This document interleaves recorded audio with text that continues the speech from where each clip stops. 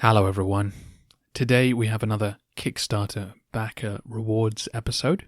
I'll be answering a listener question and then we'll have another message from a listener with some Byzantine book recommendations. The question posed to me also touches on books. Listener RB asks about what goes into each episode, how much research, how many books and other sources. In other words, a day in the life of a podcaster. As most of you will have worked out over the years, the answer is very different depending on whether I'm researching the narrative or for the end of the century. With the narrative, things are relatively straightforward. I'm looking at things from the perspective of the Byzantine state. I stick to a chronological order of events, and ideally, I can produce an episode within a week.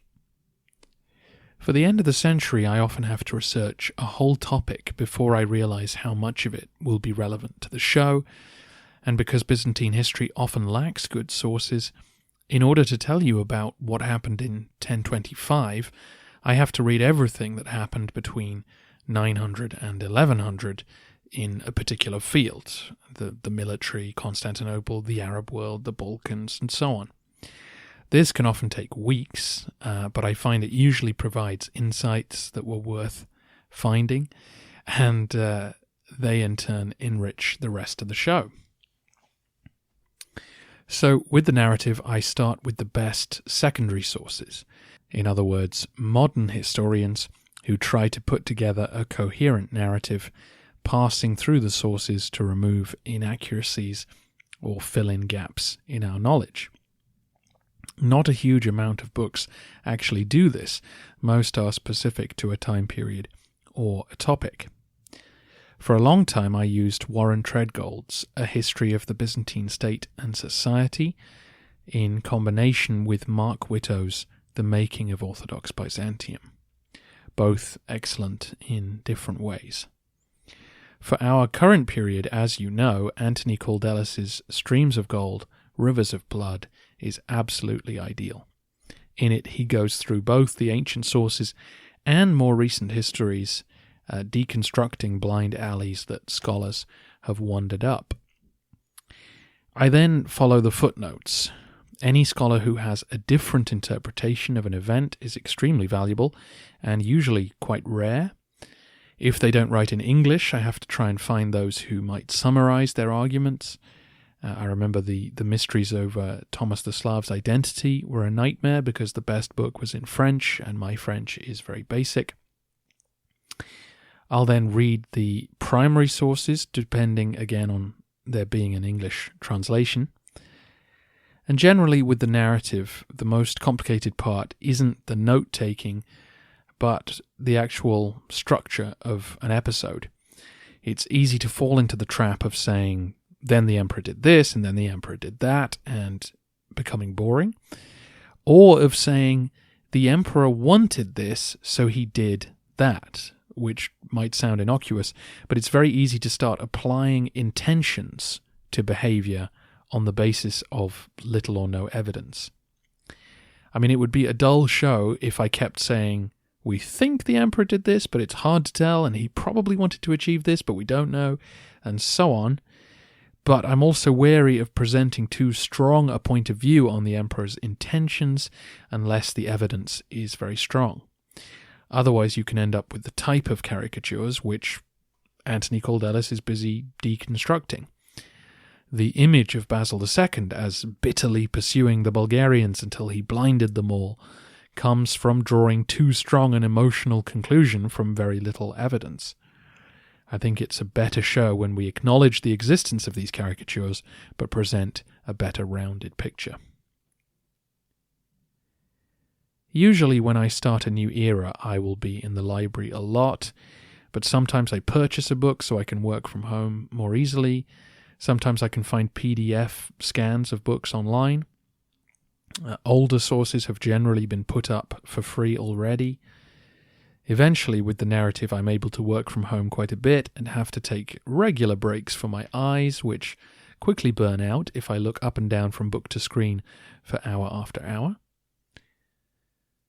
With a Byzantine story or the end of the century, I have to be in the library all the time, though again, more and more articles are finding their way online, which is a great help to me. With both of these types of episodes, I have to read a lot. I have to read some books which are really boring to find tiny morsels that are relevant to us, or really interesting books that sadly aren't appropriate for the show. When I find an article summarizing a topic in a lively and accessible way, I am extremely happy.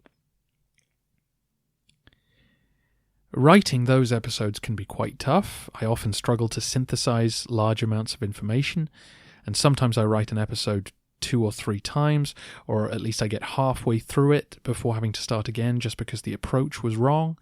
I find it quite difficult to write the structure out in advance.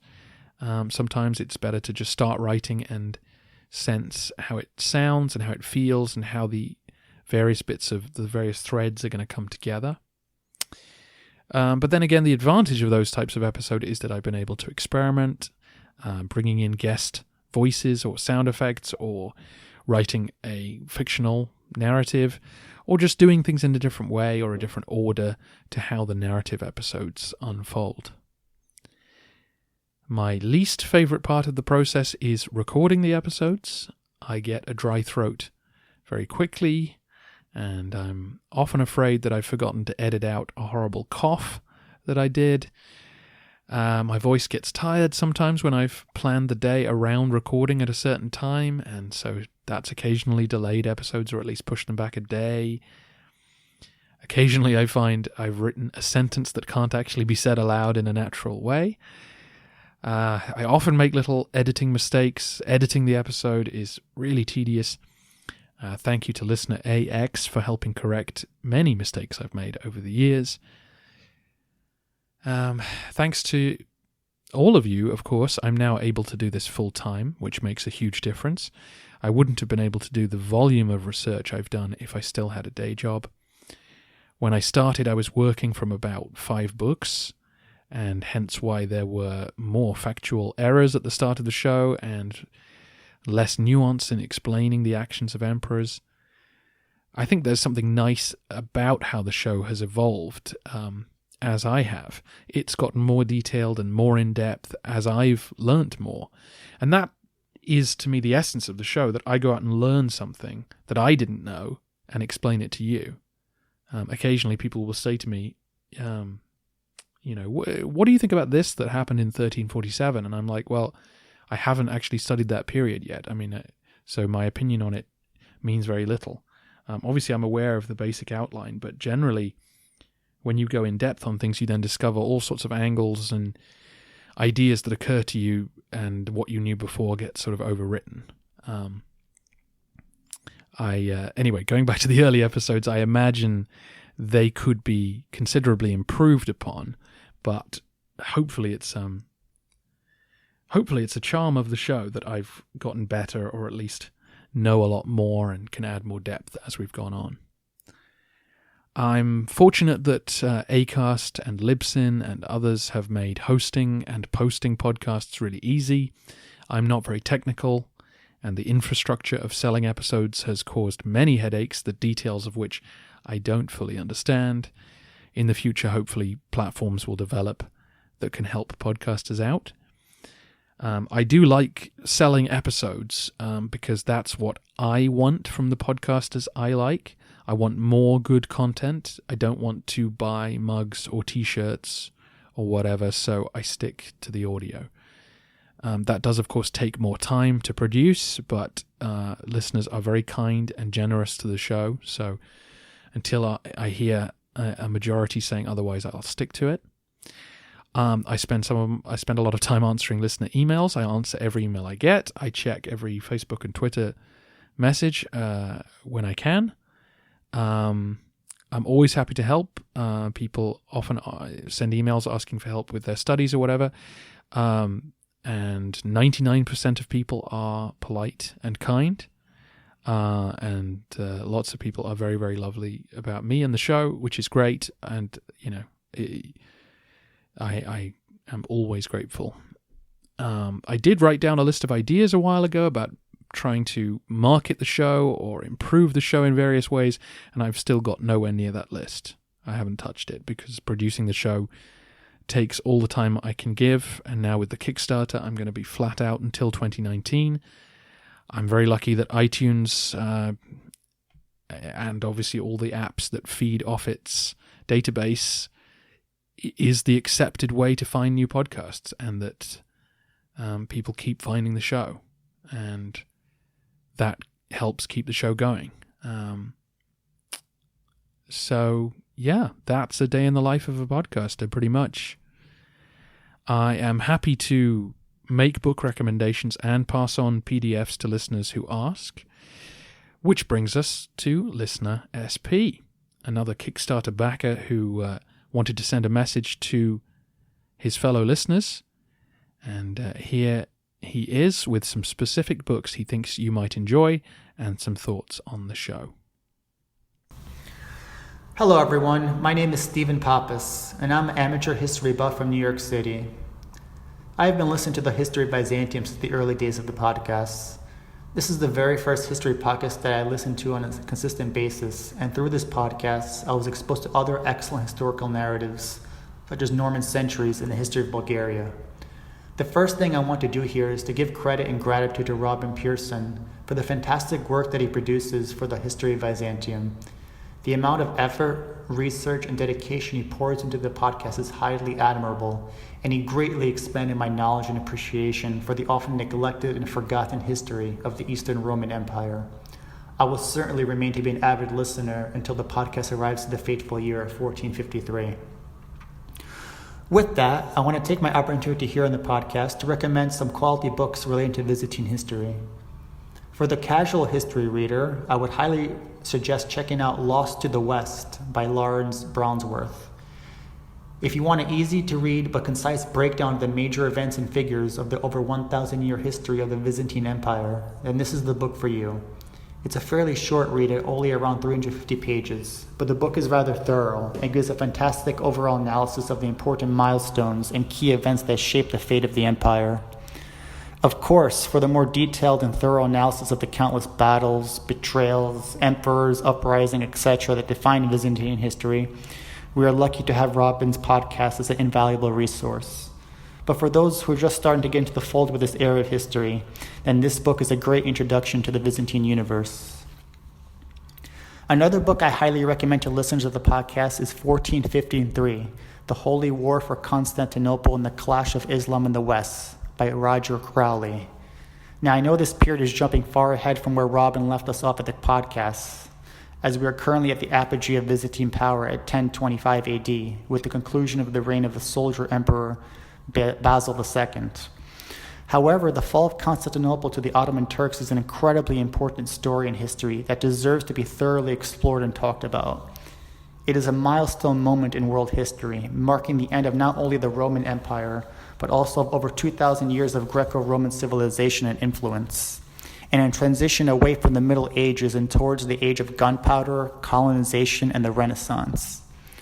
Unlike the end of the Western Roman Empire, which ended with a whimper, the end of the Eastern Empire concluded on a more definitive note, as it went out in a true last stand. Mr. Crowley gives us a detailed and thorough analysis on those bleak final months of the Byzantine Empire. Now, I know Robin will do a captivating job when he eventually reaches the final siege of the capital city in a future episode of the podcast. But if you're already eager to hear the story of Constantine XI fighting to the very end to defend the city and of the glory of Romania, then you simply must read this book. The narrative gives a vivid account of what was going on in the city in this epic conclusive siege. Mr. Crowley does a great job in giving a fair analysis on both the Byzantines and their Italian allies, as well as the Ottomans and their vassals. One of my favorite aspects of this book is that you really get a sense of what it was like during this highly sophisticated and brutal siege of the city of Constantine. Think back to the episode of the podcast where Robert pretends you're a Byzantine border guard in the outskirts of Anatolia, putting you in the shoes of someone who had to live through relentless Arab assaults in extremely hostile environments. This book gives you a sense of what it was like living on an impoverished city, facing daily bombardment from massive cannons, running short of manpower and supplies, and trying desperately to survive through onslaughts of naval assaults infantry raids, and crumbling walls, and under constant missile fire.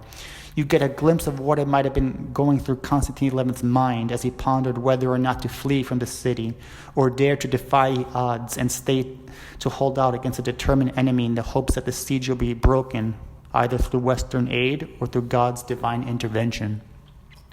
Likewise, you get to comprehend Mehmed II's calculated and cunning nature and begin to understand his brilliant strategic mind and his obsession with taking the Queen of Cities.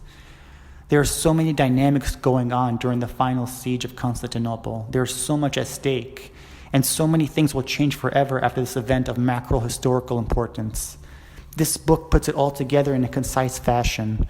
For any lover visiting history, I highly urge you to read this book to get a new appreciation and understanding of Constantinople's final hour. I have so many more Byzantine topics I would like to discuss, such as the events that led to the defeat in the Battle of Manzikert to the Seljuks and the irreplaceable loss of Anatolia for the Roman state. But I know my time is limited, so I'll wrap up here. I want to thank Robin for giving me the opportunity to be part of this fantastic podcast, and I wish him the very best of luck in his upcoming trip to Istanbul. Thank you so much, Stephen, for your support and your kind message and recommendations. I'm pleased to say that both Lost to the West and 1453 are available on audible.com, so you can listen to them for free at audibletrial.com/tvcritic. That will sign you up for a month's trial of Audible service, and you can check out their 100,000 plus titles while you're there and cancel any time. So I should be back in the UK around about the time that you're listening to this episode. So I'll be back at my desk and in the library soon, and working on more episodes about Constantinople, and then we move on further east in our end of the century tour. Thanks for listening.